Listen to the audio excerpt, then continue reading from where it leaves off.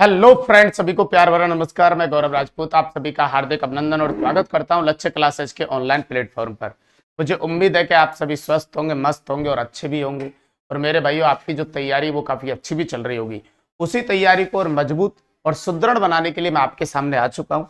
अपना जो टॉपिक चल रहा था राजस्थान की खनिज संपदा, उसके कुछ लास्ट पॉइंट और बचे हैं मेरे भाइयों। जब ये टॉपिक कंप्लीट हो जाएगा, जिसमें एक अपन आज देखने वाले हैं ऊर्जा खनिज। ऊर्जा खनिज का मतलब होता है पेट्रोलियम, प्राकृतिक गैस और कोयले से रहेगा, वो अपन इसमें चर्चा करेंगे। और खनिजों से संबंधित बनी कुछ नीतियों पे अपन चर्चा करेंगे। और इसके अलावा खनिजों से संबंधित कुछ क्या रहने वाले हैं, संस्थान। इसका मतलब आज का जो ये पॉइंट है वो भी काफी इंपॉर्टेंट होने वाला है, क्योंकि पेट्रोलियम, प्राकृतिक गैस और कोयला से खूब सारे क्वेश्चन आपके आते हैं मेरे भाइयों। चलिए, तो यहाँ सबसे पहले क्लास को स्टार्ट करने से पहले बाबा खाटू श्याम का अपन आशीर्वाद लेते हैं और क्लास को स्टार्ट करते हैं। और ऐसी मैं मनोकामना करता हूं बाबा खाटू श्याम से कि मेरे जितने भी ये छात्र छात्राएं हैं जो यहाँ से पढ़ रहे हैं मेरे भाइयों, या नहीं पढ़ रहे हैं, या जो बाद में देखते हैं क्लासों को या नहीं भी देखते हैं, उन सभी के लिए मेरी ऐसी मनोकामना रहेगी कि इनको जरूर अपने उद्देश्य तक बाबा खाटू श्याम पहुंचाएं। और अगली बात मेरे भाइयों ये इस जगह पर रहने वाली है कि अपना जो टॉपिक चल रहा था मेरे भाइयों वो था राजस्थान की खनिज संपदा। Okay sir. और इसके अंतर्गत अपन पता है कौन कौन से पॉइंट बेटा कर लिए थे, तो वो एक बार देख लो आप। खनन की विधियां अपन ने देख ली थी, खनिजों का दृष्टिकोण देख लिया, खनिज चट्टानें देख ली, खनिजों का वर्गीकरण देख लिया, खनिज उत्पादन क्षेत्र। और इसमें भी अपन आ चुके हैं खनिज उत्पादन क्षेत्र में भी ऊर्जा खनिज पर। किस पे चर्चा करेंगे, ऊर्जा खनिज। और ऊर्जा खनिज के अंतर्गत ये 3 खनिज आपको पढ़ने मेरे भाइयों, जो आपके कंपटीशन के दृष्टिकोण से काफी इंपॉर्टेंट है, जिनमें अपन एक चर्चा करेंगे बेटा पेट्रोलियम पर। किस पे करेंगे, पेट्रोलियम पर। एक इसमें चर्चा होगी अपनी प्राकृतिक गैस पर। Okay sir. और एक अपन चर्चा करने वाले हैं बेटा किस पर, कोयले पर।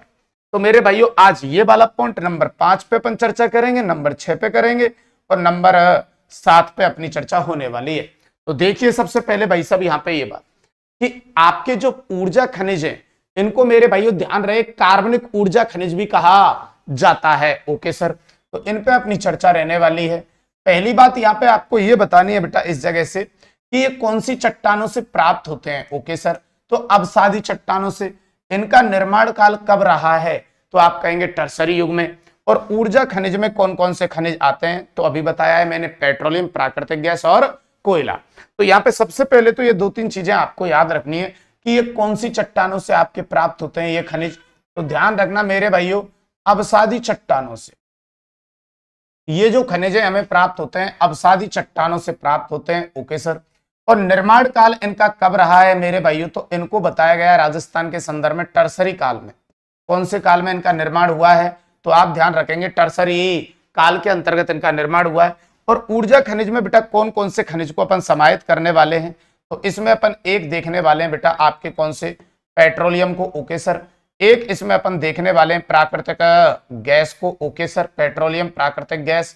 और एक अपनी चर्चा रहेगी बेटा किस पे, कोयले पर या कोयला पर। ओके। तो मेरे भाइयों अब यहां से आप अच्छे तरीके से फोकस करें थोड़ा सा, किस किस जगह से आपका पेट्रोल निकलता है, प्राकृतिक गैस निकलती है, कोयला निकलता है, क्या ऊर्जा खनिज है, क्या नीतियां हैं और क्या संस्थान है।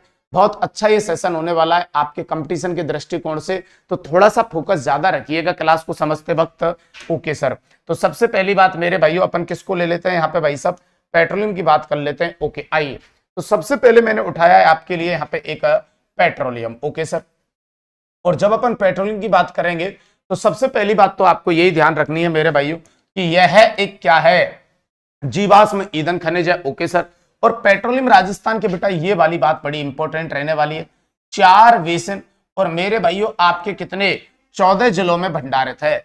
कल को ये कहा जाए कि राजस्थान में जो पेट्रोलियम है वो कितने बेसिन और कितने जिलों में भंडारित है, तो ध्यान रखना बेटा 4 बेसिन और 14 जिलों में भंडारित है।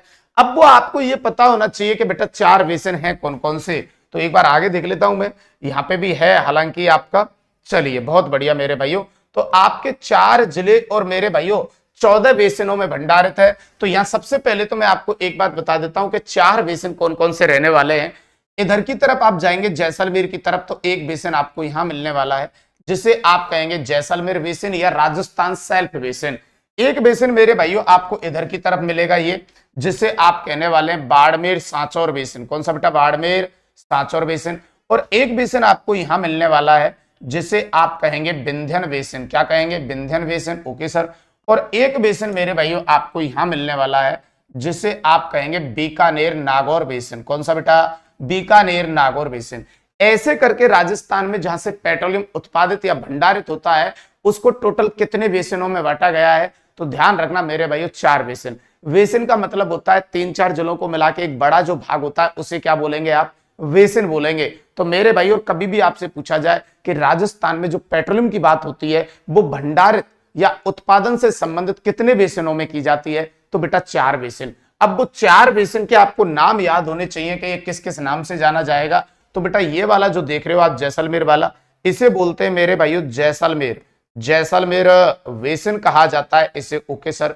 या मेरे भाइयों ये भी ध्यान रखेंगे, इसे जैसलमेर बेसिन ना बोल के भले ही आप बोल सकते हैं राजस्थान सेल्फ बेसिन।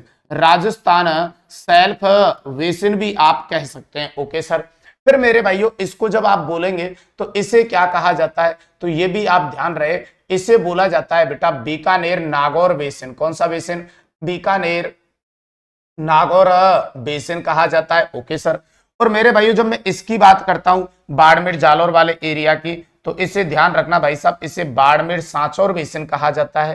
क्या कहा जाता है बेटा? बाड़मेर सांचौर बेसिन बोलते हैं। और एक मेरे भाइयों आपका ये जिसे आप कहेंगे विंध्यन बेसिन। क्या कहेंगे बेटा? विंध्यन बेसिन। तो इसका मतलब अभी मैंने सिर्फ आपको इतना बताया है कि राजस्थान का जो पेट्रोलियम उत्पादन और भंडारित वाली बात होती है वो कितने बेसिनों में होती है? तो ध्यान रखना वो 4 बेसिनों में होती है, जिनमें एक रहेगा बीकानेर नागौर बेसिन, एक रहेगा जैसलमेर या राजस्थान सेल्फ बेसिन, एक बाड़मेर सांचौर बेसिन और एक रहेगा मेरे भाइयों कौन सा? विंध्यन बेसिन। तो राजस्थान के अंतर्गत बेटा कभी भी आपसे ये पूछा जाए कि कितने बेसिन है पेट्रोलियम, तो ध्यान रखना बेटा 4 बेसिन। 14 जिले कौन कौन से इनमें रहेंगे तो वो अभी नेक्स्ट पेज के अंतर्गत अपन चल के देखते हैं। जी गुरुजी। तो ये 4 बेसिन रहेंगे। ओके। जिनमें एक आपका ये आया है जिसको आपने कहा है जैसलमेर बेसिन या मेरे भाइयों राजस्थान सेल्फ बेसिन। अब इस वाले मैपिंग के अंतर्गत मैं आपको क्या बताने वाला हूं कि आपके कौन कौन से जिले इसमें आने वाले हैं। ओके बेटा। यस गुरुवर यस। ओके मेरे भाइयों, चलिए सभी को एक बार और मेरी तरफ से प्यार भरा नमस्कार। अगर नहीं जुड़े हैं तो जल्दी से जुड़ जाइए मेरे भाइयों। अब देखिए इसमें कौन कौन से जिले रहेंगे ये भी अपन देखेंगे। फिर मेरे भाइयों इसको अपन ने बोला है जिसको आपने कहा है बाड़मेर सांचौर बेसिन। बिल्कुल कहा है सर, ये अपने लिए है बाड़मेर सांचौर बेसिन है। ठीक है सर। फिर एक अपन ने ये देखा है जिसको अपन ने कहा है विंध्यन बेसिन। क्या कहा है बेटा? विंध्यन बेसिन। इसके अंतर्गत आपके कितने जिले आने वाले हैं? और एक अपन ने मेरे भाइयों ये देखा है जिसको आपने कहा है बीकानेर नागौर बेसिन। बीकानेर नागौर बेसिन। अब बेटा यहां सबसे पहली बात ये कि इनमें कितने कितने जिले रहने वाले हैं। अपन को भाई साहब टोटल चाहिए कितने जिले, ये ध्यान रहे, अपन को 14 जिले टोटल चाहिए। कितने चाहिए बेटा? 14। क्योंकि जब मैं पीछे की तरफ चलता हूं तो यहाँ पे 4 बेसिन तो ये रहे, वहां पे भी मैंने लिख दिए दोबारा, और 14 मुझे जिले चाहिए भाई साहब आपके टोटल। तो वो 14 आपके जिले कैसे बैठेंगे वो यहाँ पे देखिए। जब मैं जैसलमेर बेसिन की बात करता हूं जी गुरुजी, तो जैसलमेर बेसिन का मेरे भाइयों जब विस्तार की बात होती है कहां कहां पे रहेगा, तो इसके अंतर्गत एक जिला आएगा जिसे आप कहेंगे क्या? जैसलमेर। ओके। फिर कंपनी की भी मैं बात करूंगा, अभी तो आप जिले देखिए पहले। बाड़मेर सांचौर में कौन कौन से जिले रहेंगे? तो एक रहेगा बाड़मेर। Okay sir. और एक रहेगा मेरे भाइयों जालौर। बाड़मेर और जालौर। विंध्यन बेसिन के अंतर्गत कौन कौन से रहेंगे? तो मेरे भाइयों पूरा हाड़ौती रहेगा, कोटा रहेगा। Okay sir. बूंदी रहेगा। ठीक है सर। कोटा बूंदी बारा। Okay sir. और एक रहेगा मेरे भाइयों झालावाड़। तो कोटा बूंदी बारा झालावाड़। इसके अलावा मेरे भाइयों एक आएगा आपका चित्तौड़गढ़। कौन सा आएगा? चित्तौड़गढ़। और एक आने वाला है भीलवाड़ा। तो कोटा बूंदी बारा झालावाड़ चित्तौड़गढ़ और भीलवाड़ा, ऐसे करके इसमें 6 जिले रहेंगे। बीकानेर नागौर बेसिन के अंतर्गत कितने जिले आएंगे? तो यहाँ पे भी आपको ध्यान रखना है, एक बीकानेर आएगा। Okay sir done. एक मेरे भाइयों आपका श्री गंगानगर आएगा। Okay sir done. Bikaner Shri Ganganagar. एक भाई साहब आपका हनुमानगढ़ आएगा। कौन आएगा बेटा? हनुमानगढ़। और एक मेरे भाइयों आपका चूरू आएगा। और एक जिला रहेगा जिसे आप कहेंगे क्या? नागौर। अब इसका मतलब यहाँ पे टोटल आपके कितने जिले आए तो वो एक बार कंप्लीट काउंट कर लेते हैं। 1 2 3 4 5 6 7 8 9 10 11 12 13 और 14। तो मेरे भाइयों कई बार क्वेश्चन किस प्रकार से आता है, जैसे बेसिन का नाम देता है क्वेश्चन के अंतर्गत और कहता है इस बेसिन का विस्तार कौन से जिलों में नहीं है या कौन से जिलों में है। तो बेटा देखो आपको ये 4 बेसिन भी याद रखने हैं किस किस नाम से जाने जाते हैं, और ये भी ध्यान रखना है कि इनका विस्तार कहाँ कहाँ रहने वाला है। तो जैसलमेर बेसिन का विस्तार मेरे भाई जैसलमेर में रहेगा, बाड़मेर सांचौर बेसिन का विस्तार बाड़मेर और जालौर में रहेगा, बिंदर बेसिन का जो विस्तार है वो कोटा, बूंदी, बारा, झालावाड़, चित्तौड़गढ़, भीलवाड़ा में रहेगा, बीकानेर नागौर बेसिन का विस्तार जो है वो बीकानेर, श्रीगंगानगर, हनुमानगढ़, चूरू और नागौर में रहेगा। अब यहां इन बेसिनों में मेरे भाइयों कौन कौन सी कंपनी कार्य करती है, जिसके हैंडओवर ये दर्जा प्राप्त है उसको कि भाई साहब यहां से हम ही तेल खोदेंगे और हम यहीं पे ही तेल की खोज करेंगे। तो इन बेसिनों में कौन कौन सी कंपनी कार्यरत है, अच्छी तैयारी के लिए आपको बेटा ये भी पता होना चाहिए। तो जैसलमेर बेसिन के अंतर्गत कल को आपसे कंपनी पूछी जाए कौन सी रहने वाली है, तो ध्यान रखना बेटा यहाँ पे जो कंपनी कार्य करती है उसका नाम है ONGC। इसका मतलब हुआ बेटा oil natural gas corporation, oil natural gas corporation. Okay sir, तो कल को ये पूछा जाए कि यहाँ पे कौन सी कंपनी कार्य करती है जैसलमेर बेसिन के अंतर्गत, तो ध्यान रखना ONGC। बाड़मेर सांचौर बेसिन के अंतर्गत मेरे भाइयों आपकी कंपनी की बात हो कि यहाँ कौन सी कंपनी कार्य करती है, तो थोड़ा सा यहाँ पे ध्यान रखेंगे। यहाँ आपको कंपनी बतानी है केयर्न एनर्जी। क्या बतानी है बेटा? Cairn energy. तो यहाँ पे जो कंपनी आपकी कार्य करती है मेरे भाइयों वो रहेगी आपकी केयर्न एनर्जी। और ये थोड़ा सा ध्यान रहे, ये वर्तमान में जिस कंपनी के हैंडओवर है वो है आपकी वेदांता लिमिटेड। तो थोड़ा सा आपको ये भी ध्यान रखना है, अगर आपका नवीन आए तो ध्यान रखना अब ये किसके हैंडओवर हो चुकी है, वेदांता लिमिटेड के, और अगर नहीं आए तो फिर केयर एनर्जी के साथ जाएंगे। तो बाड़मेर जालौर जो बेसिन है मेरे भाइयों, बाड़मेर सांचौर जो बेसिन है जिसका विस्तार बाड़मेर और जालौर में है, वहां कंपनी कार्य करेगी care energy.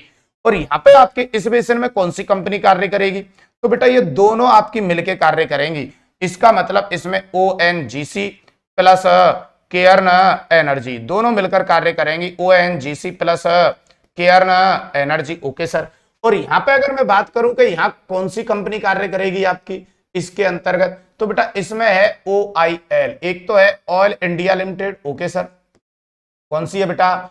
Oil India limited है एक सर, ऑयल इंडिया लिमिटेड। और एक कंपनी और रहेगी जिसको आप कहेंगे SR। कौन सी कंपनी बेटा?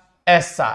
तो मेरे भाइयों अच्छी तैयारी के लिए आपको बेटा देखो चारों बेसिन पता होना चाहिए और प्लस ये भी पता होना चाहिए मेरे भाइयों कि यहाँ पे कौन कौन सी कंपनी कार्यरत हैं। ओके, अब बताइए क्या सबके अंतर्गत से बराबर पेट्रोल निकलता होगा? नहीं मेरे भाइयों, सबके अंतर्गत से बराबर पेट्रोल नहीं निकलता होगा। तो मेरे भाइयों फिर क्या है, इनमें से आपको यह ध्यान रखना है कि ऐसा आपका बेसिन कौन सा है जिससे सबसे ज्यादा पेट्रोल का उत्पादन होता है। तो मेरे भाइयों इनमें से सबसे ज्यादा जो पेट्रोल का उत्पादन होता है वो किससे होता है, तो ये भी आपको ध्यान रखना है। ये बाड़मेर सांचौर जो बेसिन है ना बेटा, इससे सर्वाधिक पेट्रोलियम उत्पादित होता है।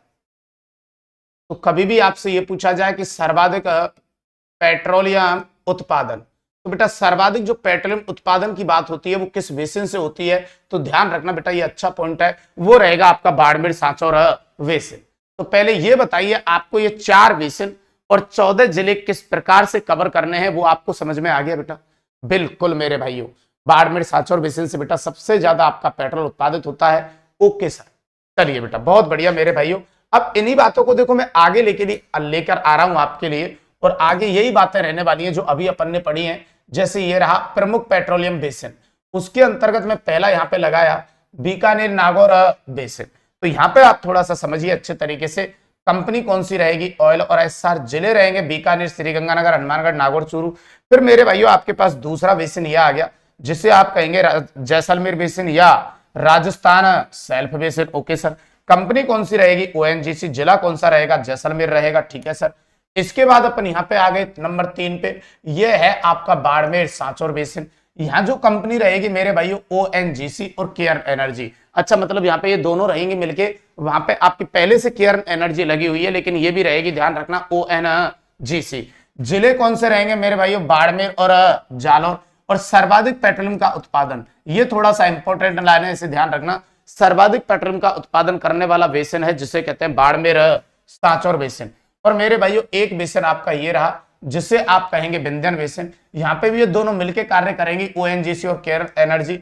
जिले रहेंगे आपके कोटा, बूंदी, बारा, झालावाड़, चित्तौड़गढ़ और भीलवाड़ा। तो इसका मतलब राजस्थान के अंतर्गत पेट्रोलियम जो बेसिन है वो 4 है, और उत्पादन की जब मैं बात करता हूं या भंडारण की बात करता हूं पेट्रोलियम की, तो उनकी जिलों की संख्या टोटल आती है कितनी बेटा? 14। अब हमको क्या देखना है बेटा? अब हमको यह देखना है कि आपके राजस्थान के वह जिले जहां से हम पेट्रोल का वर्तमान में उत्पादन करते हैं वो कौन कौन से हैं, और वहां पे आने वाले वो स्थान कौन कौन से, और जहां से ड्रिलिंग करके निकाला जाता है उस कुएं को किस नाम से जाना जाता है। तो अगली जो बात है वो काफी इंपॉर्टेंट होने वाली है मेरे भाइयों। चलिए अगली बात पर अपन चर्चा करते हैं मेरे भाइयों। जब बात आती है पेट्रोलियम उत्पादित जिलों की, जब बात आती है तो मेरे भाइयों पर सबसे पहला जो जिला आपके सामने आता है वो आता है बाड़मेर। और बाड़मेर के अंतर्गत से कौन कौन से ऐसे स्थान है जहां से पेट्रोल निकाला जाता है मेरे भाइयों? तो ध्यान रखेंगे, एक है बाड़मेर का गुड़ा मलानी, गुड़ा मलानी, ओके सर, गुड़ा मलानी। एक है मेरे भाइयों कोसलू, क्या है? Koslu, okay sir. एक है बायतू, कौन सा है? Baytu, okay sir. एक है मेरे भाइयों नगाड़ा, कौन सा है? नगाड़ा, ओके सर। और एक है मेरे भाइयों सिड़धारी, कौन सा है? सिड़धारी।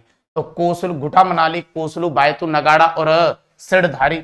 अब मेरे भाइयों यहां आपके बाड़मेर के अंतर्गत जो तेल कुएं हैं वो आपके कौन कौन से रहने वाले हैं, तो उन पे भी थोड़ी सी चर्चा कीजिए आप कि तेल कुएं कौन कौन से रहेंगे। तो यहाँ पे आपके जो तेल कुएं हैं उनमें एक है मंगला है, ये जरूर याद रखना बेटा। एक है भाग्यम, ओके सर। एक है रागेश्वरी, मंगला, भाग्यम, रागेश्वरी। एक है मेरे भाइयों आप ध्यान रखेंगे, एक है आपका ऐश्वर्या, कौन सा है बेटा? Aishwarya, okay sir. एक है विजया, ओके सर, विजया। एक है मेरे भाइयों शक्ति, ओके सर, शक्ति। एक है दुर्गा, ओके सर, दुर्गा। एक है मेरे भाइयों कामेश्वरी, ओके सर, कौन सा आ जाएगा? कामेश्वरी। तो मेरे भाइयों ये जो आप देख रहे हैं मंगला, भाग्यम, रागेश्वरी, ऐश्वर्या, विजया, शक्ति, दुर्गा और कामेश्वरी, ये सभी आपके बाड़मेर में मिलने वाले तेल कुएं हैं। और बाड़मेर के स्थान कौन कौन से रहेंगे जहां से आपका पेट्रोल निकलेगा ये भी ध्यान रखना, गुड़ा मनाली, कोसलू, बायतू, नगाड़ा और सिड़धारी। अब इनमें से मेरे भाइयों आपको एक बात ये ध्यान रखनी है कि ये जो मंगला है ना, ये राजस्थान का प्रथम तेल कुआं माना जाता है। तो भाई सब कभी भी आपसे पूछा जाए कि राजस्थान का प्रथम तेल कुआं माना जाता है, तो राजस्थान का प्रथम तेल कुआं मेरे भाइयों माना जाता है। तो कभी भी कहे जाए कि राजस्थान का प्रथम तेल कुआं माना जाता है किसको, तो आपका जवाब होगा बेटा मंगला को। किसको माना जाता है? मंगला को। अब यहां से भी आपकी दो बातें और आपको सीख के जानी है कि मंगला की खोज कब की गई थी। तो मंगला तेल कुएं की खोज की गई थी बेटा 2004 में। और मेरे भाइयों इससे सर्वप्रथम पेट्रोलियम उत्पादन कब हुआ? तो सर्वप्रथम मेरे भाइयों उत्पादन इससे कब हुआ? तो भाई साहब ये भी आपको ध्यान रखना है। जी गुरुजी आप तो बताइए। 29 अगस्त 2009 कब हुआ बेटा इससे पेट्रोलियम का उत्पादन सबसे पहले? 29 अगस्त 2009। तो मेरे भाइयों जो अब आपके पेट्रोलियम उत्पादक जिले को बात की जाए तो उसमें ध्यान रखना पहला जो जिला आता है वो आता है बाड़मेर, क्योंकि इसी से सबसे ज्यादा पेट्रोलियम का उत्पादन होता है। स्थान रहेंगे गुड़ा मनाली, कोसलू, बायतू, नगाड़ा और सिड़धारी। तेल कुएं रहेंगे मंगला, भाग्यम, रागेश्वरी, ऐश्वर्या, विजया, शक्ति, दुर्गा और कामेश्वरी, ओके। और उनमें जो प्रथम तेल कुआं है मेरे भाइयों वो आपको ध्यान रखना है वो कौन सा रहने वाला है? मंगला रहने वाला है, जिसकी खोज कब हुई थी? 2004 में। और सर्वप्रथम उत्पादन कब शुरू हुआ था?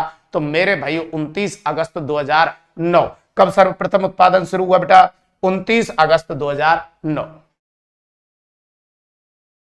चलिए मेरे भाइयों यहां तक आपको बात समझ में आ गई बेटा?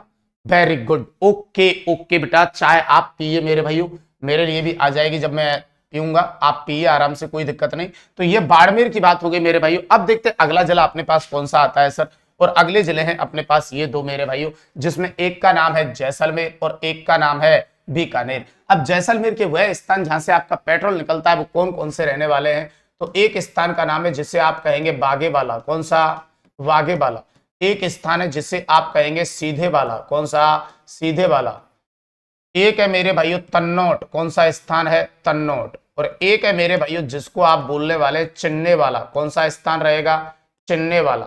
तो यहाँ पे जो स्थान आपके रहने वाले हैं बागे वाला, सीधे वाला, तन्नौट और चिन्ने वाला, ये स्थान रहेंगे जैसलमेर के। और बीकानेर की जब मैं बात करता हूं तो बीकानेर के अंतर्गत एक स्थान आएगा, इसे जरूर ध्यान रखना, टुबरी वाला। और यहाँ बीकानेर के अंतर्गत एक तेल कुआं भी है मेरे भाइयों, जिसको भी आपको याद रखना है। और ये नवीनतम आपका तेल कुआं माना जाएगा, जिसे आप कहेंगे पूनम तेल कुआं। कौन सा तेल कुआं है? पूनम तेल कुआं। तो आपसे कल को यह कहा जाए कि बीकानेर नागौर बेसिन में खोजा गया जो नवीनतम तेल कुआं है उसका क्या नाम है, तो ध्यान रखना पूनम तेल कुआं है। और ये जैसलमेर के स्थान है जहां से पेट्रोल निकलता है, और ये बीकानेर का है। तो अब टोटल स्थान अपन के पास कौन कौन से हुए ये आपको याद होना चाहिए। बाड़मेर के हैं गोड़ा, मनाली, कोसलू, बायतू, नगाड़ा और सरदारी। जैसलमेर के हैं बागेवाला, सीधेवाला, तनौट और चिन्नेवाला, बिल्कुल सर। और बीकानेर का है बेटा तुबरीवाला। और तेल कुएं भी आपको याद करने, बीकानेर के अंतर्गत एक तेल कुआं जिसे पूनम नाम से जाना जाता है। बाकी जैसलमेर के अंतर्गत बाड़मेर के अंतर्गत जो भी तेल कुएं उनमें एक है मंगला, भाग्यम, रागेश्वरी, ऐश्वर्या, विजया, शक्ति, दुर्गा और कामेश्वरी। ये बेटा जरूर याद रखना, ये अच्छे पॉइंट है मेरे भाइयों। चलिए गुरुजी, फिर मेरे भाइयों अगली बात करता हूं आपसे ये कि पेट्रोलियम जब मैं उत्पादन की बात करता हूं, जी सर, जब पेट्रोलियम उत्पादन की बात होती है और वो भी किसके संदर्भ में होती है, भारत के संदर्भ में, तो ये थोड़ा सा ध्यान रहे कि सबसे ज्यादा भारत के संदर्भ में पेट्रोलियम का जो उत्पादन होता है ना मेरे भाइयों, वो कहां से होता है। तो भारत के अंतर्गत सबसे ज्यादा पेट्रोलियम जो उत्पादन होता है ना, वो फर्स्ट नंबर पे है यहां से मुंबई हाई अपतटीय क्षेत्र, मुंबई हाई अपतटीय क्षेत्र। मेरे भाइयों इधर की तरफ आपका एक अरब सागर के अंतर्गत एक बसीर स्थान आता है मेरे भाइयों। उस जगह पे मेरे भाइयों अपना ड्रिलिंग करके समुद्र से यहां से पेट्रोल निकाला जाता है। जिस स्थान को मुंबई के हैंडओवर आता है, ये इसलिए इसे बोलते हैं मुंबई हाई अपतटीय क्षेत्र। ये पहले नंबर पे है। दूसरे नंबर पे अपना आ जाता है कौन, राजस्थान। पेट्रोलियम के उत्पादन में दूसरे पे अपना राजस्थान है। और तीसरे नंबर पे बना हुआ है कौन, गुजरात।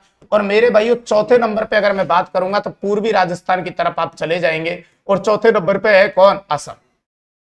तो इसका मतलब ये हुआ भाई साहब कि आपके पेट्रोलियम उत्पादन की अगर बात की जाए तो सबसे ज्यादा भारत में पेट्रोलियम जो उत्पादन निकलता है मेरे भाइयों वो मुंबई हाई तटीय क्षेत्र से निकलता है। और दूसरे नंबर पे अगर कोई रहेगा तो वो अपना राजस्थान है।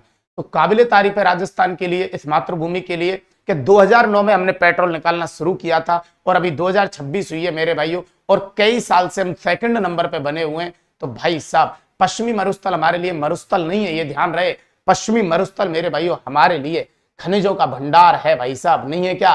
और उसमें भी ऊर्जा खनिजों का तो भंडार गृह भी कह सकता हूं मैं। पेट्रोलियम, प्राकृतिक गैस और कोयला, ये तीनों ही चीजें यहां से सबसे ज्यादा निकलती हैं। तो आप मरुस्थल जब कहो इसे, तो ऐसे कभी संबोधित मत करना कि ये मरुस्थल है तो हमारे लिए ये अभिशाप है। अभिशाप नहीं है मेरे भाइयों, ये मरुस्थल है। इसी वजह से हमारे राजस्थान में ऊर्जा खनिजों का भंडार है भाई साहब। पेट्रोलियम, प्राकृतिक गैस और कोयला यहां से निकलता है मेरे भाइयों, बिल्कुल।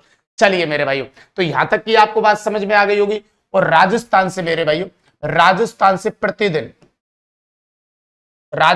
प्रतिदिन पेट्रोलियम उत्पादन, राजस्थान से आपका लगभग प्रतिदिन पेट्रोलियम जो उत्पादन होता है वो बेटा 1,60,000 बैरल से मेरे भाइयों 1,70,000 बैरल, 1,70,000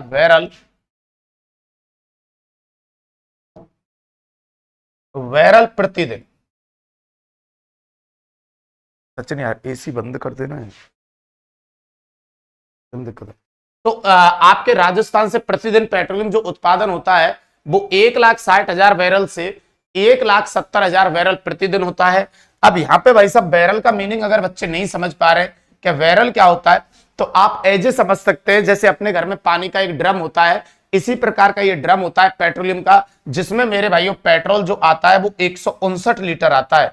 159 लीटर आता है मेरे भाइयों किसके अंतर्गत, एक बैरल के अंतर्गत।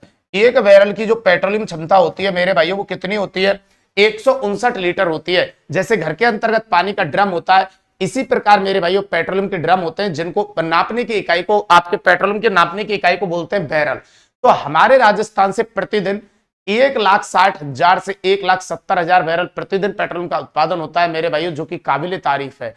तो ये थोड़ा सा यहाँ पे ध्यान रखेंगे आप कि पेट्रोलियम उत्पादन क्षेत्र में मेरे भाइयों फर्स्ट नंबर पे मुंबई हाई अपतटीय क्षेत्र है, दूसरे पे राजस्थान है, तीसरे पे गुजरात है, और चौथे पे कौन है बेटा, असम है। चलिए बहुत बढ़िया मेरे भाइयों, यहां तक बात आपको समझ में आ गई होगी। बहुत बढ़िया, हाँ बेटा 159, ओके ओके ठीक है। चलिए बेटा अब आगे की बात करते हैं मेरे भाइयों। ये तो आपका पेट्रोलियम रहा। अब मैं जो चलने वाला हूं भाई साहब वो आपके लिए लेके आ रहा हूं दूसरा ऊर्जा खनिज, जिसको आप कहने वाले हैं प्राकृतिक गैस। तो पहली बात तो ये कि ये आपका प्राकृतिक गैस कैसी चट्टानों से, तो अवसादी चट्टानों से। तो पूरे ऊर्जा खनिज कैसी चट्टानों में मिलते हैं जी, अवसादी चट्टानों में। इनका भी निर्माण काल क्या रहेगा, टर्सरी। अब ये भाई साहब आपके जब उत्पादन की मैं बात करूंगा तो यहां से थोड़ा सा नेक्स्ट समझेंगे। जब आपके प्राकृतिक गैस के उत्पादन की बात होगी तो भाई साहब उसमें एक स्थान है बाड़मेर का रागेश्वरी और एक है गुड़ामलानी। और जैसलमेर के कौन से स्थान रहेंगे जहां से आपका प्राकृतिक गैस का उत्पादन होता है। अब देखो यहां आप कंफ्यूज हो सकते हैं भाई साहब, आपका रागेश्वरी जो है और मेरे भाइयों इसके अलावा गुड़ामलानी है, ये गुड़ामलानी आपके पेट्रोलियम में भी आया है। तो ये एक ऐसा स्थान है मेरे भाइयों जहां से पेट्रोल और प्राकृतिक गैस निकलते हैं मेरे भाइयों। और ज्यादातर ऐसे स्थान आपको देखने को ही मिलेंगे जहां से पेट्रोल निकलता है, वहीं से क्या निकलता है, प्राकृतिक गैस भी निकलता है। तो थोड़ा सा यहां से संभल के जाना अच्छे तरीके से। अब जैसलमेर की बात करते हैं कि जैसलमेर में आपका ये प्राकृतिक गैस कहां से निकलता है। तो उसके लिए एक ट्रिक याद रखना कि डंडे का गम राम तूने मन में घोटा, कि डंडे का गम राम तूने मन में घोटा। ओके सर, डंडे का गम राम तूने मन में घोटा। अब यहां पे चलते हैं सर, इस स्थान का नाम रहेगा जैसलमेर में जिसे आप बोल रहे हो डंडे वाला। ओके सर, गम का स्थान रहेगा मेरे भाइयों जिसे आप कहेंगे गुमाने वाला, डंडे वाला गुमाने वाला। राम से स्थान का नाम रहेगा जिसे आप कहेंगे रामगढ़। तूने से स्थान का नाम रहेगा मेरे भाइयों जिसे आप कहेंगे तन्नौट। और मन से स्थान का नाम रहेगा मेरे भाइयों जिसे आप कहेंगे मनिहारी टिब्बा। और घोटा से बेटा स्थान का नाम रहेगा जिसे आप कहेंगे घोटारू। तो इसका मतलब मेरे भाइयों जैसलमेर के वह स्थान जहां से प्राकृतिक गैस का उत्पादन होता है उसे स्ट्रिक्टली मेथड से भी आप याद कर सकते हैं कि डंडे का गम राम तूने मन में घुटा। इसका मतलब डंडे वाला, गुमाने वाला, रामगढ़, तनौट, मनिहारी टिब्बा और घोटारू, ये वो स्थान रहेंगे मेरे भाइयों जहां से किसका उत्पादन होगा, ध्यान रखना, प्राकृतिक गैस का। ओके सर, दो जिले आपको बताए मैंने। अब अगली बात पे बढ़ता हूं भाई साहब प्राकृतिक गैस की पर। और प्राकृतिक गैस पे आधारित आपके क्या ऊर्जा संयंत्र, और उसमें आपको यह ध्यान रखना है कि राज्य सरकार के कौन से हैं और केंद्र सरकार के हमारे यहां लगे हुए कौन से हैं। तो प्राकृतिक गैस पे जब आधारित ऊर्जा संयंत्र की बात की जाती है तो राज्य सरकार के भाई साहब आपके इस राजस्थान के अंतर्गत तीनों कोनों में आपको लगाने हैं। जी सर, कहां कहां लगे हुए हैं, तो भाई साहब थोड़ा सा ध्यान रखेंगे। आपका सबसे पहला लगाया गया था रामगढ़ जैसलमेर के अंतर्गत। तो राज्य सरकार का राजस्थान में प्राकृतिक गैस पे आधारित प्रथम ऊर्जा संयंत्र है रामगढ़ जैसलमेर। बेटा दूसरा है आपका धौलपुर में लगाया गया था जिसे आप कहेंगे कंबाइंड साइकिल। क्या कहेंगे बेटा, कंबाइंड साइकिल। ओके सर, और कंबाइंड साइकिल वाला कहां पे है, धौलपुर के अंतर्गत। तो प्राकृतिक गैस पे आधारित ऊर्जा संयंत्रों में राज्य सरकार का पहला रामगढ़ जैसलमेर, दूसरा कंबाइंड साइकिल धौलपुर, और तीसरा जो लगाया गया था उसे ध्यान रखेंगे, उसे बोला गया है बेटा झामर कोटड़ा। और झामर कोटड़ा जो ऊर्जा संयंत्र है प्राकृतिक गैस पे, ये कहां पे है, उदयपुर। तो इसका मतलब राज्य सरकार के प्राकृतिक गैस पे आधारित 3 ऊर्जा संयंत्र है जो तीनों कोनों में है। इधर है रामगढ़ जैसलमेर, इधर है कंबाइंड साइकिल और इधर है झामर कोटड़ा उदयपुर। लेकिन जब बात केंद्र सरकार की आती है तो केंद्र सरकार के द्वारा राजस्थान में प्राकृतिक गैस पे आधारित केवल एक ही ऊर्जा संयंत्र है जी, और यही कई बार कंपटीशन में पूछा जाता है, जिसका नाम रहेगा अंता ऊर्जा संयंत्र, जो कहां पे रहेगा, बारां के अंतर्गत। तो प्राकृतिक गैस का भाई साहब केंद्र सरकार का हमारे राजस्थान में लगा एकमात्र ऊर्जा संयंत्र कौन सा रहेगा, अंतावारा रहेगा। ये थोड़ा सा ध्यान रहे। और इन दोनों में जैसे रामगढ़ और अंता में कंपेयर किया जाए कि पहला कौन सा है, तो ध्यान रखना पहला कौन सा है भाई साहब, अंता पहले लगा है बजाय किसके, रामगढ़ के। तो प्राकृतिक गैस पे आधारित ये हमारे टोटल 4 ऊर्जा संयंत्र है जिसमें राज्य सरकार के 3, रामगढ़ जैसलमेर, कंबाइंड साइकिल धौलपुर और झामर कोटड़ा उदयपुर। और मेरे भाइयों केंद्र सरकार का रहेगा कौन सा, अंतावारा। ओके सर, फिर बेटा आगे की ओर चलते और आगे की ओर मैं बताता हूं आपके लिए। नोट में देखो ये लिख रखा मैंने सारी चीजें मेरे भाइयों। नोट के अंतर्गत पहली बात तो आप ये ध्यान रखेंगे कि जो रामगढ़ है ये जैसलमेर प्राकृतिक गैस पर आधारित प्रथम ऊर्जा संयंत्र माना जाता है। जैसलमेर में जो स्थित है ये प्राकृतिक गैस पर आधारित प्रथम ऊर्जा संयंत्र माना जाता है। और अंता की मैं बात करूं तो राजस्थान में केंद्र सरकार का प्राकृतिक गैस पे आधारित बना या आधारित लगा एकमात्र ऊर्जा संयंत्र। तो केंद्र सरकार का हमारे यहाँ पे एकमात्र कौन है, अंता। और राज्य सरकार का प्रथम कौन है, तो वो ध्यान रखेंगे रामगढ़ जैसलमेर। Okay sir, Ramgarh Jaisalmer. तो जैसलमेर प्राकृतिक गैस पे आधारित प्रथम ऊर्जा संयंत्र माना जाता है। लेकिन ये ध्यान रहे ये कौन सी सरकार के हैंडओवर बोलना है आपको बेटा, राज्य सरकार द्वारा। राज्य सरकार के, और ये केंद्र सरकार का प्राकृतिक गैस पे लगा राजस्थान में एकमात्र ऊर्जा संयंत्र, जिसे आप कहेंगे अंतावारा। चलिए मेरे भाई, ओके डन। फिर मेरे भाइयों अगली जो मैं बात करूंगा आपसे वो लेकर करूंगा कोयले को लेकर। बेटा किसको लेकर बात होगी आपसे? कोयले को लेकर। अब ऊर्जा खनिजों में अगला जो खनिज है आपका वो कोयला रहेगा।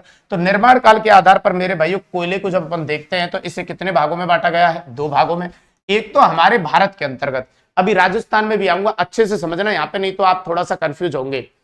जब हमारे भारत की हम बात करते हैं और कोयले को मेरे भाइयों निर्माण के आधार पर जब 2 भागों में बांटते हैं, मतलब कि सीधी सीधी सी बात यह है कि राजस्थान से, सॉरी, भारत से जितना भी कोयला निकलता है उसे मैं मेरे भाई 100% मान लूं, तो उसमें से कौन से कालक्रम का कोयला कितना है और कौन से कालक्रम का कोयला कितना है, इसका मतलब 100 में से ध्यान रखेंगे जो 98% आपका कोयला निकलता है वो गोंडवाना लैंड काल का है, और जो 2% कोयला निकलता है वो टर्सरी काल का है। तो यहां पे मेरे भाइयों गोंडवाना लैंड या कार्बोनिफेरस युग का जो कोयला अपने यहां से निकलता है वो 98% है भारत के अंतर्गत। इसका मतलब अगर मैं कोयला जितना भी उत्पादित हो रहा है उसे 100 मान लूं, तो उसमें से 98% तो वो कोयला हम निकालते हैं जो गोंडवाना लैंड का है। और मेरे भाइयों टर्सरी काल का जो कोयला हमें प्राप्त होता है वो कितना होता है? 2%। अब बताइए, अगर मैं भारत भूगोल पढ़ा रहा होता आपके लिए तो आप कहते भारत में सर्वाधिक निकाला जाता है गोंडवाना लैंड और राजस्थान में सबसे ज्यादा निकाला जाता है टर्सरी युग का कोयला। तो ये एक अच्छी लाइन है, ध्यान रखना। हमारे भारत में कोयले का जो भंडार है वो उसे मैं 100 मान रहा हूं, उसमें से 98% भाई साहब गोंडवाना लैंड काल का कोयला और 2% टर्सरी। अब कल को ये क्वेश्चन बने भारत में सर्वाधिक कौन सा निकाला जाता है, तो आप कहेंगे भाई साहब गोंडवाना लैंड काल का कोयला। ओके सर, तो भाई साहब 98 जो प्रतिशत है इसके लिए आप कहेंगे भारत में सर्वाधिक निकाला जाता है, भारत में सर्वाधिक निकाला जाता है। तो भारत में सर्वाधिक जो निकाला जाता है कोयला वो कौन सा रहेगा? गोंडवाना लैंड काल का। और राजस्थान में सर्वाधिक की बात होगी कि भाई राजस्थान में आपका सर्वाधिक कौन सा निकलता है, तो राजस्थान में जो हम सर्वाधिक उत्पादित करते हैं भाई साहब वो कौन सा कोयला करते हैं? टर्सरी। तो कल को कालक्रम के आधार पर आपसे कहा जाए कि 98% कोयला गोंडवाना लैंड काल का पाया जाता है और 2% कोयला भाई साहब टर्सरी काल का पाया जाता है, और राजस्थान के अंतर्गत कौन से कालक्रम का कोयला पाया जाता है, तो आपको जवाब देना है क्या? टर्सरी। और अगर यही क्वेश्चन भारत के भूगोल में जाएगा तो आंसर रहेगा क्या? गोंडवाना लैंड। ओके, चलिए सर, बहुत बढ़िया। फिर मेरे भाइयों अगली बात पे लेके आ जाता हूं आपको। कार्बन की मात्रा के आधार पर कोयले के 4 टाइप होते हैं मेरे भाइयों। बिल्कुल सर, जैसे आपने देखा था कि कार्बन की मात्रा के आधार पर कोयले को 4 भागों में बांटा है, इसी प्रकार लोहांश की मात्रा के आधार पर मैंने आपके लोहे को भी 4 भागों में बांटा था, जिसके अंतर्गत थे मैग्नेटाइट, हेमेटाइट, सिडेराइट और लिमोनाइट। बिल्कुल इसी प्रकार अगर कोयले को भी मैं 4 भागों में बांटूं, बेस्ट क्वालिटी से हल्की क्वालिटी की ओर, तो एंथ्रेसाइट, बिटुमिनस, लिग्नाइट और पीट। और इसमें कार्बन की मात्रा कितनी कितनी रहेगी? तो फर्स्ट वाले में आपके 92% है। Okay sir, 92%। सेकंड वाले में 60 से 70, इसमें 50 से 60 और इसमें 50% से कम। लेकिन ये इस क्रम में याद रखना बेहद जरूरी है कि एंथ्रेसाइट सबसे बेस्ट क्वालिटी होती है, बिटुमिनस उससे थोड़ी कम हल्की क्वालिटी होती है, फिर लिग्नाइट आ जाता है और फिर पीट आ जाता है। तो कोयले की जो किस्में होती है बेटा वो 4 है, जिसमें एक रहेगा आपका एंथ्रेसाइट। ओके सर, एक रहेगा आपका बिटुमिनस, एक रहेगा मेरे भाइयों लिग्नाइट और एक रहेगा आपका क्या? पीट। अब मेरे भाइयों इनके कुछ उपनाम भी हैं जो रंग के आधार पे दिए गए हैं। ठीक है सर, एंथ्रेसाइट जो होता है काला चमकीला होता है, ये बिटुमिनस जो होता है वो काला भूरा होता है, लिग्नाइट जो होता है वो भूरा होता है, और पीट जो होता है मेरे भाइयों हल्का भूरा, या इसे लकड़ी कोयला भी आप कह सकते हैं, क्योंकि पीट जब अपन जलाते हैं इस कोयले को तो ये धुआं ज्यादा छोड़ता है, तो मेरे भाइयों इसे लकड़ी कोयला या हल्का भूरा भी कह सकते हैं। अब चारों में से ध्यान रखेंगे सर्वश्रेष्ठ किस्म का जो कोयला होता है वो एंथ्रेसाइट होता है। तो ध्यान रखेंगे भाई साहब, ये सभी आपके कोयलों में सर्वश्रेष्ठ किस्म का कोयला, सर्वश्रेष्ठ किस्म का कोयला माना जाता है। तो ये सभी कोयलों के अंतर्गत सर्वश्रेष्ठ किस्म का कोयला माना जाता है, जिसे हम क्या कहते हैं? एंथ्रेसाइट। बिटुमिनस जो है ये ध्यान रखेंगे मेरे भाइयों, जब भारत के अंतर्गत ये बात होती है कि कौन सा कोयला सबसे ज्यादा निकाला जाता है भारत में, तो भारत में जो सबसे ज्यादा निकलता है मेरे भाइयों वो बिटुमिनस निकलता है, ये ध्यान रखना। तो बिटुमिनस के बारे में ये भी आप बात ध्यान रखेंगे कि भारत में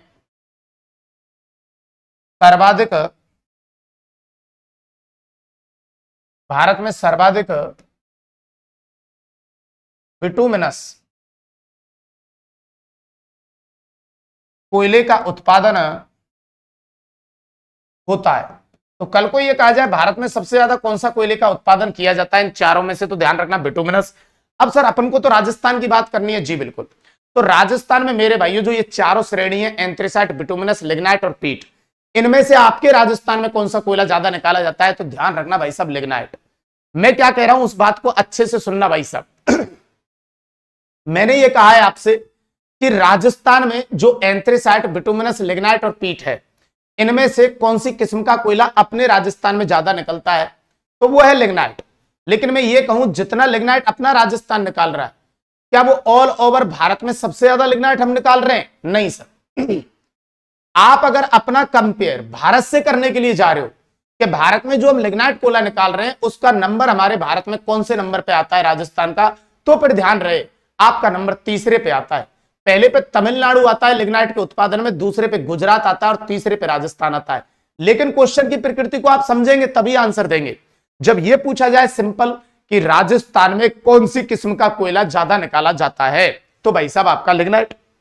लेकिन जब यह कहा जाए कि लिग्नाइट के उत्पादन में राजस्थान का भारत में कौन सा स्थान है, तो तीसरा, क्योंकि पहले पे है तमिलनाडु और दूसरे पे है आपका गुजरात और तीसरे पे है राजस्थान। ये ध्यान रखेंगे थोड़ा। तो भाई साहब राजस्थान में लिग्नाइट किस्म का कोयला मेरे भाइयों सर्वाधिक निकाला जाता है। लिग्नाइट किस्म का कोयला सर्वाधिक निकाला जाता है। हालांकि आगे चल के इसे बताऊंगा कि लिग्नाइट के उत्पादन में जब अपन कंपेयर राजस्थान का कहां पे करते हैं, भारत में करते हैं, तो मेरे भाइयों भारत में जो हमारा नंबर आता है वो 3rd नंबर आता है। तो वो मैं यहां पे लिख भी देता हूं मेरे भाइयों। भारत में जो स्थान है आपके राजस्थान का, वो मेरे भाइयों कौन से नंबर पे है? 3rd नंबर पे है। ये ध्यान रहे, क्योंकि पहले पे तमिलनाडु है, दूसरे पे गुजरात, आगे चल के ये बात आ जाएगी। और जो पीट कोयला है मेरे भाइयों, ये आपकी चारों श्रेणियों में सबसे हल्की क्वालिटी मानी जाती है। तो आप कह सकते हैं सबसे घटिया किस्म का कोयला, सबसे घटिया किस्म का कोयला। ओके सर, तो ये सबसे घटिया किस्म का कोयला माना जाता है। तो मेरे भाइयों यहां पे अपनी ये बात निकल के आई कि आप कार्बन की मात्रा के आधार पर जब कोयले के टाइप देखते हैं तो ये 4 टाइप आपको मिलेंगे, एंथ्रेसाइट, बिटुमिनस, लिग्नाइट और पीट। Okay done done. अब मेरे भाइयों इन चारों में से आपके राजस्थान में जो सबसे ज्यादा रहेगा वो आपका लिग्नाइट रहेगा, भारत में जो सबसे ज्यादा निकाला जाता है वो बिटुमिनस निकाला जाता है। ओके सर, फिर मेरे भाइयों आगे बढ़ते हैं और यहां पे आ जाते हैं आपके क्या, राजस्थान के कोयला उत्पादक जिले। तो सबसे पहले आपको टारगेट करना है किसको? बाड़मेर को। कि बाड़मेर से मेरे भाइयों कौन कौन से स्थान रहेंगे जो आपके कोयले के उत्पादक के रूप में जाने जाते हैं मेरे भाइयों। तो यहां पे आपको ध्यान रखना, एक स्थान रहेगा आपका जालीपा। ओके सर, कौन सा? जालीपा। एक रहेगा मेरे भाइयों जिसे आप बोलेंगे कपूरडी। ओके सर, एक रहेगा आपका जिसे आप बोलेंगे गिराल, और एक रहेगा मेरे भाइयों जिसे आप बोलेंगे भादरेस। तो जालीपा, कपूरडी, गिराल और भादरेस ये स्थान कहां के रहेंगे? बाड़मेर के। ओके सर, फिर मैं बात कर लेता हूं बीकानेर की, कि बीकानेर के स्थान कौन कौन से रहेंगे? जी सर, तो बीकानेर के अंतर्गत रहेगा बेटा एक आपका पलाना। ओके सर, कौन सा रहेगा? पलाना। ठीक है सर, पलाना। एक रहेगा मेरे भाइयों वरसिंहसर। ओके सर, पलाना, वरसिंहसर। और एक रहेगा गुड़ा, पलाना, वरसिंहसर, गुड़ा और बीठनोक। बीठनोक। तो पलाना, वरसिंहसर, गुड़ा और बीठनोक ये स्थान बीकानेर के रहेंगे। फिर सर नागौर से कहां से निकलता है? तो नागौर में निकलेगा बेटा एक मेड़ता स्थान है, वहां से मेड़ता, माता सुख। ओके सर, मेड़ता, माता सुख। और एक रहेगा आपका कसनाऊ, और एक रहेगा मेरे भाइयों इगियार। मेड़ता, माता सुख, कसनाऊ और इगियार। तो बाड़मेर के अंतर्गत निकलेगा आपका जालीपा, कपूरडी, गिराल और भादरेस। ओके सर, और बीकानेर के अंतर्गत रहेंगे पलाना, वरसिंहसर, गुड़ा और बीठनोक। और नागौर के अंतर्गत रहेंगे मेड़ता, माता सुख, कसनाऊ और इगियार। ओके सर, अभी मैं वापस उस पेज पे आऊंगा, लेकिन पहले आगे के पेज पे चलता हूं, उसके बाद यहां पे आऊंगा। देखिए मैंने एक बात बताई आपको मेरे भाइयों कि भारत में लिग्नाइट कोयले का सर्वाधिक उत्पादन पहले नंबर पे कौन है? तो ध्यान रखना, 1st नंबर पे तमिलनाडु। 2nd नंबर पे कौन है? तो 2nd पे गुजरात। तब जाके अपने राजस्थान का कौन सा नंबर आता है? 3rd नंबर पे आता है। बिल्कुल सर, राजस्थान कौन से नंबर पे? 3rd नंबर पे। दूसरी बात यह भी ध्यान रखेंगे कि विश्व प्रसिद्ध लिग्नाइट कोयला राजस्थान के बीकानेर जिले में पलाना का है। इसका मतलब देखो मैं क्या कहना चाह रहा हूं, आपको यह समझाता हूं। बताइए लिग्नाइट का सर्वाधिक उत्पादन कहां से होता है? तमिलनाडु से। ओके चलो ठीक है। यहां से निकलता है आपका लिग्नाइट कोला सर्वाधिक, लिग्नाइट कोला सर्वाधिक। इसका मतलब सीधी सीधी सी बात, फर्स्ट नंबर पे आता है आपका तमिलनाडु, ठीक है मेरे भाइयों। सेकंड नंबर पे लिग्नाइट के मामले में आ जाता है आपका कौन, गुजरात, ओके सर। और राजस्थान का जो नंबर आता है भाई साहब, राजस्थान का जो नंबर आता है वो आपका कौन सा नंबर आता है, थर्ड नंबर आता है, ओके सर। कौन सा नंबर आता है, थर्ड। लेकिन अब मेरे को एक बात बताइए, पहले नंबर पे आपका तमिलनाडु है, दूसरे पे गुजरात है और थर्ड नंबर पे आपका राजस्थान है। मैंने तीनों जगह से मान लेते हैं कि बराबर बराबर मात्रा में कोयला लिया, ओके सर, और इन तीनों जगह से लिग्नाइट कोला प्राप्त हो रहा है, और मैंने बराबर बराबर मात्रा में यहां से लिग्नाइट कोला लिया और उनमें एक साथ मैंने अग्नि लगाई, ओके। तो क्या बताइए, बराबर बराबर जो लिग्नाइट मैंने लिया है, क्या इनमें बराबर बराबर क्वालिटी की मात्रा मिलेगी? ऐसा नहीं हो सकता, थोड़ा बहुत तो ऊपर नीचे होगा। तो जब भाई साहब ये बात आपसे पूछी जाए कि ठीक है लिग्नाइट के उत्पादन में पहला नंबर तमिलनाडु का है, दूसरा नंबर गुजरात का है, तीसरा नंबर राजस्थान का है, लेकिन इनमें भी सबसे बेस्ट क्वालिटी का लिग्नाइट कहां पे मिलता है, तब बेटा आपको हमारे राजस्थान आना ही पड़ेगा। क्योंकि पूरे विश्व के अंतर्गत अगर विश्व क्वालिटी का लिग्नाइट आपको चाहिए तो हमारे राजस्थान आना पड़ेगा, और राजस्थान के अंतर्गत पलाना, और पलाना पड़ता है बीकानेर में मेरे भाइयों जी। तो अब चलता हूं मैं पीछे की तरफ। तो मेरा कहने का मतलब यह है कि इस स्थान को भाई साहब भूल मत जाना, ये जो स्थान आप देख रहे हैं ना, इसे भूल मत जाना, ये वेरी वेरी मोस्ट रहने वाला है ये वाला स्थान। सर क्यों मोस्ट रहने वाला है, तो ध्यान रखना, पलाना, पलाना जो कहां पड़ता है, बीकानेर। पलाना, पलाना का लिग्नाइट कोयला, पलाना का मेरे भाइयों लिग्नाइट कोयला विश्व प्रसिद्ध, विश्व प्रसिद्ध मेरे भाइयों लिग्नाइट कोयला माना जाता है, विश्व प्रसिद्ध मेरे भाइयों लिग्नाइट कोयला माना जाता है। तो पलाना का जो कोयला है मेरे भाइयों, ये ध्यान रखेंगे, विश्व प्रसिद्ध आपका लिग्नाइट कोयला माना जाता है। तो बेटा ये कोयले के लिए स्थान आपको याद रखने हैं, कौन कौन से रखने हैं सर, बाड़मेर का जालीपा, कपूरडी, गिराल और भादरेस, बीकानेर का पलाना, वरसिंहसर, गोड़ा और बीठनोक, और नागौर का मेड़ता, माता सुख, खसनाऊ और इगियार। Okay done, done sir. चलिए बेटा, तो यहां तक की बात आपकी जब समझ में आ गई मेरे भाइयों, अब अपन चलते हैं, आपके खनिज यहां पे कंप्लीट हो गए, लेकिन अब खनिजों से संबंधित कुछ महत्वपूर्ण बिंदु हैं, जैसे आपकी कुछ बनाई गई हैं क्या, खनिज नीतियां। मेरे भाइयों ये कब कब बनी है आपकी खनिज नीतियां, इनका भी आपको ईयर पता होना चाहिए जी सर। जैसे यहां मैं सबसे पहले बात करूंगा भाई साहब किसकी, सामान्य खनिज नीतियां आपकी कितनी बनी है और कब कब बनी है। तो भाई साहब सबसे पहले बनी 1978 में, ओके सर, फिर बनी आपकी 1990 में, ठीक है सर, फिर बनी 1994 में, फिर भाई साहब बनी 2011 में, फिर भाई साहब आपकी बनी 2015 में, और लास्ट बनी है, इसे जरूर ध्यान रखना, 9 दिसंबर 2024। तो भाई साहब आपकी जो नवीन आपकी खनिज नीति आई है, वो नवीन आपकी जो खनिज नीति है वो ये रहेगी मेरे भाइयों। बाकी मेरा तो ये कहना है कि सभी को याद करना भाई साहब, जो आपकी प्रथम बनी थी वो भाई साहब आपकी 1978 में बनी थी, फिर भाई साहब आपकी जो सेकंड बनी, फिर आपकी भाई साहब जो थर्ड बनी उसे भी आप ध्यान रखेंगे, फिर भाई साहब जो आपकी 4 बनी, ओके सर, और फिर आपकी जो 5 बनी, और ये नवीन आपकी रहेगी। तो सामान्य खनिज नीतियों में जो नवीन खनिज नीति है वो ध्यान रखेंगे आप कब बनी है भाई साहब, 9 दिसंबर 2024। मार्बल और ग्रेनाइट की जो आपकी पूछा जाए खनिज नीति कब बनी है, तो ये भी आपको ध्यान रखना है सर, मार्बल और ग्रेनाइट की जो खनिज नीति है वो कब बनी है भाई साहब, 2002 के अंतर्गत बनी है। जबकि सामान्य खनिज नीतियां कई बार बन चुकी हैं, 78 में बन चुकी है, 90 में बन चुकी है, 94 में बन चुकी है, 2011 में बन चुकी है भाई साहब, 15 में बन चुकी है, और 9 दिसंबर 2024 में।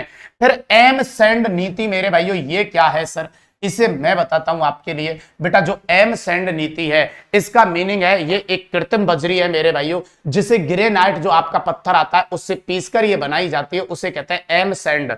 और मेरे भाइयों इस पॉलिसी को जब लाया गया था तो मेरे भाइयों लागू इसे किया गया जनवरी 2021 से। तो मेरे भाइयों एम सैंड जो नीति है ये भी आपकी 2 बार बन चुकी है जी गुरुजी, जिसमें भाई साहब आप ध्यान रखेंगे प्रथम बार इसे कब बनाया गया, तो प्रथम बार भाई साहब जनवरी 2021, जनवरी 2021। और ये नवीन कब बनाई गई है, तो नवीन तो भाई साहब उसी के साथ बनाई गई है, तो वही तारीख आपको यहां याद रखनी है, 9 दिसंबर 2024।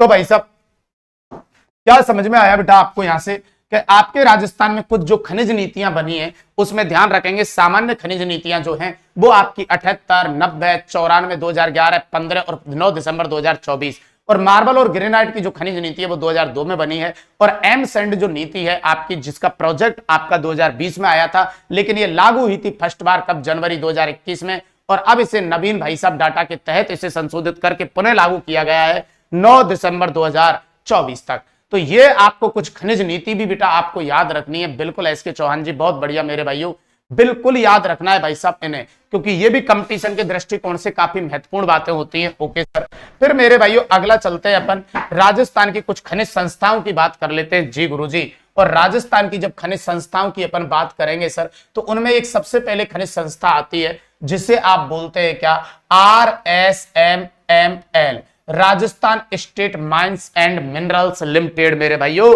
तो ये जो आपकी संस्था रहेगी RSMML, इसका पूरा नाम क्या है, तो आप कहेंगे Rajasthan state mines and minerals limited. अब भाई साहब बात आती है कि इसकी सर स्थापना आपने कब की है, तो भाई साहब इसकी जो स्थापना है वो 1974 में हुई है। इसका जो मुख्यालय भाई साहब वो कहां पे रहेगा, तो ये भी आप थोड़ा सा ध्यान रखेंगे। इसका जो मुख्यालय मेरे भाइयों वो उदयपुर के अंतर्गत रहेगा। कहां रहेगा, उदयपुर। तो राजस्थान की खनिज संस्थाओं में एक संस्था आपको याद रखनी है RSMML, Rajasthan state mines and minerals limited, जिसकी स्थापना मेरे भाइयों 1974 में कहां पे हुई है, उदयपुर के अंतर्गत हुई है। इसके अलावा एक संस्था और आती है जिसे आप कहते हैं Hindustan zinc limited, Hindustan zinc limited, जिसकी स्थापना 1966 में देवारी के अंतर्गत हुई है। और इसका दूसरा एक मुख्यालय और बनाया गया है, फिलहाल आप ध्यान रखेंगे राजपुरा दरिबा के अंतर्गत बनाया गया है, राजसमंद में। बिल्कुल सर, तो दूसरी संस्था है अपने पास हिंदुस्तान जिंक लिमिटेड। देखिए बेटा ये रही। अगली जो संस्था आपके लिए मैं लेके आया हूं वो है आपके Hindustan zinc limited. Okay sir, कौन सी रहने वाली है बेटा, हिंदुस्तान जिंक लिमिटेड। यहां पे सबसे पहली बात ये कि स्थापना कब हुई है इसकी, तो हिंदुस्तान जिंक लिमिटेड की जो स्थापना है मेरे भाइयों ये है आपकी 1966। मुख्यालय कहां पे रहेगा इसका, तो मुख्यालय रहेगा मेरे भाइयों देवारी, और देवारी पड़ता है कहां पे, उदयपुर के अंतर्गत पड़ता है। ओके सर, तो हिंदुस्तान जिंक लिमिटेड जो है इसका मुख्यालय देवारी उदयपुर के अंतर्गत रहेगा। दो जगह है, और एक और है मेरे भाइयों जिसे भी आप कहेंगे राजपुरा दरिबा, राजपुरा दरिबा। ओके सर, और राजपुरा दरिबा पड़ता है आपके राजसमंद में। ओके सर, ये मुख्यालय बनाया गया 2010 के अंतर्गत। तो मेरे भाइयों हिंदुस्तान जिंक लिमिटेड की स्थापना 1966 में, मुख्यालय देवारी उदयपुर में रहेगा। एक और जगह बनाया गया है राजपुरा दरिबा जो राजसमंद में पड़ता है मेरे भाइयों। फिर मेरे भाइयों हिंदुस्तान जिंक लिमिटेड के अधीन, हिंदुस्तान जिंक लिमिटेड के मेरे भाइयों अधीन एक प्लांट आपका और लगाया गया है जिसे आप बोलेंगे क्या, जिंक स्मेल्टर प्लांट। इसी के अधीन एक प्लांट और चलता है मेरे भाइयों जिसे आपको क्या बोलना है भाई साहब, तो इसे आपको बोलना है जिंक स्मेल्टर प्लांट। अब मेरे भाइयों इसके अधीन जो ये जिंक स्मेल्टर प्लांट चलता है सर, इसकी स्थापना कब हुई है, तो ये ध्यान रखना है इसकी 2005 में हुई है। मुख्यालय कहां पे है इसका, तो इसका जो मुख्यालय वो चंदेरिया में है। और चंदेरिया कहां पड़ता है बेटा, चित्तौड़गढ़ के अंतर्गत पड़ता है। और किसके सहयोग से ये आपका संचालित किया गया है, तो इसमें जो सहयोग रहा है वो किसका रहा है, ब्रिटेन का रहा है। तो हिंदुस्तान जो जिंक लिमिटेड आपकी संस्था है उसकी स्थापना 1966 के अंतर्गत हुई है। मुख्यालय देवारी में रहेगा, और मेरे भाइयों दूसरा एक मुख्यालय राजपुरा दरिबा में रहेगा राजसमंद में, जो 2010 में स्थापित किया गया था। इसके अलावा इसके अधीन हिंदुस्तान जिंक लिमिटेड के अधीन एक प्लांट चलता है जिसे अपन कहते हैं जिंक स्मेल्टर प्लांट, जिसकी स्थापना 2005 में ब्रिटेन के सहयोग से की गई थी, जिसका मुख्यालय चंदेरिया चित्तौड़गढ़ में रहेगा। अब इसके अलावा एक प्लांट और आता है मेरे भाइयों खनिज संस्थाओं में जिसे कहते हैं Hindustan copper limited, Hindustan copper limited. ये एक संस्था और रहेगी जो जिसकी स्थापना 1967 में हुई है, और इसका मुख्यालय खेतड़ी के अंतर्गत पड़ने वाला है, और खेतड़ी पड़ता है कहां पे, झुंझुनू के अंतर्गत। तो अगला तीसरा जो संस्थान आपके पास में रहेगा वो ये रहा मेरे भाइयों जिसे आप कहेंगे Hindustan copper limited. Okay sir, और हिंदुस्तान जो कॉपर लिमिटेड है इसको ध्यान से सुनेंगे, इसकी स्थापना है 1967 के अंतर्गत। ठीक है, मुख्यालय जो रहेगा इसका वो आपका रहेगा हिंदुस्तान कॉपर लिमिटेड का खेतड़ी, और खेतड़ी पड़ता है कहां पे मेरे भाइयों, झुंझुनू के अंतर्गत। और इसमें सहयोग किसका रहा, तो संयुक्त राज्य अमेरिका यूएसए का सहयोग रहा है। तो हिंदुस्तान कॉपर जो लिमिटेड है मेरे भाइयों उसकी स्थापना 1967 में हुई है, मुख्यालय खेतड़ी झुंझुनू में रहेगा, सहयोग यूएसए। अब दूसरी बात ये मेरे भाइयों इसके अधीन, ये भी आप ध्यान रखेंगे जी गुरुजी, जब बात ये हो आपके सामने कि मेरे भाइयों इसके अधीन की जब बात आपसे की जाए कि इसके अधीन इसके अधीन संचालित कुछ ताम्र परियोजनाएं जो कौन कौन सी हैं, तो तांबा सबसे ज्यादा आपका कहां से निकल रहा था, खेतड़ी से, तो खेतड़ी ताम्र परियोजना, ओके सर। इसके अलावा एक रहेगी आपकी चांदमारी और एक रहेगी खोदरीबा। तो जब मैंने शुरू में आपके लिए तांबा पढ़ाया है तो वहां पे ये सारे स्थान आपके आए हैं कि खेतड़ी आपका झुंझुनू में, चांदमारी भी झुंझुनू में और खोदरीबा कहां पे है, अलवर में। तो भाई साहब हिंदुस्तान कॉपर लिमिटेड जो संस्था है, ये ध्यान रखेंगे इसके अधीन आपकी संचालित जो ताम्र परियोजना है वो कितनी है, 3, जिनमें खेतड़ी ताम्र परियोजना झुंझुनू में है, चांदमारी ताम्र परियोजना झुंझुनू में और खोदरीबा ताम्र परियोजना अलवर में है। अच्छा क्वेश्चन बन सकता है, हिंदुस्तान कॉपर लिमिटेड के अधीन कौन सी ताम्र परियोजना संचालित नहीं है, 3 ये दे देगा, एक कोई और लिख देगा। तो थोड़ा सा संभल के कार्य करना इस जगह पे, ओके सर।